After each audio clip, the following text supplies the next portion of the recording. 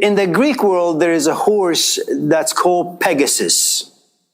Now, Pegasus is a horse that usually just walks on ground. What this horse doesn't know is that on her side, there are two wings. Two wings.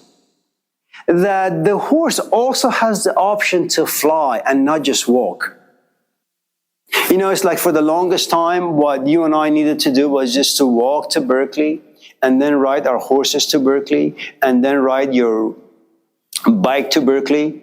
And someone comes and says, you know, all the things, all the ways that you've been getting yourself to Berkeley, you've been on ground. Did you know that you can actually get on the plane and get there in like half a second? Really? Yeah.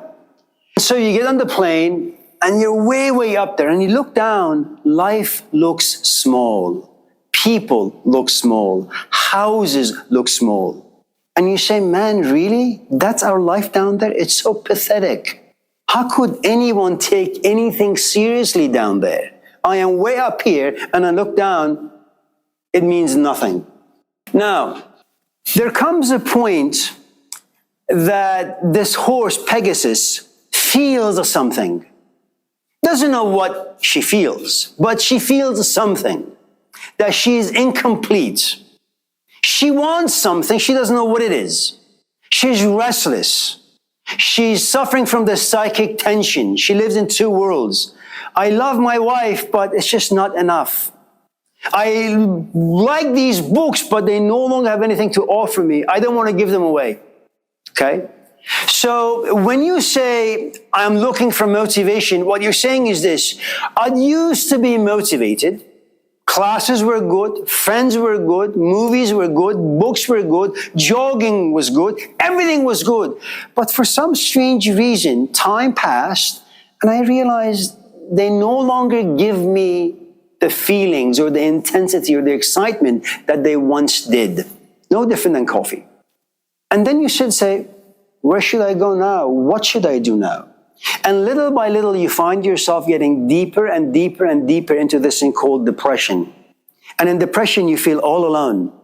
And the problem with being all alone in depression is that it doesn't make you noble, especially if you lack the ability to self-reflect and self-examine and get yourself out and be content and okay with being lonely.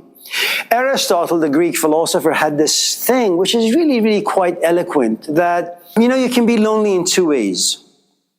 That you become so saturated with physical life, with being a civilian, where you fall into despair, and then you become really, really depressed. And then you act like a savage. Do you want to go out? Leave me alone. Well, do you want to talk about this? No. Buzz off. Okay? That you get to this place called loneliness in such a way that you are turned into a beast. You have lost all of your sociabilities. No one likes you anymore. You don't even like yourself. That's a really, really awful way of being lonely. The other aspect or branch that Aristotle talks about is you've had lots of friends and you have come to a place where you say, I think I like to keep my own company because when I'm alone, I can sit, think, and write. Khalil Gibran is a Lebanese poet. He's dead now. He was also a drunk. And they asked him once, you know, you have all these people around you, especially women all the time. Why not get married? Have a family?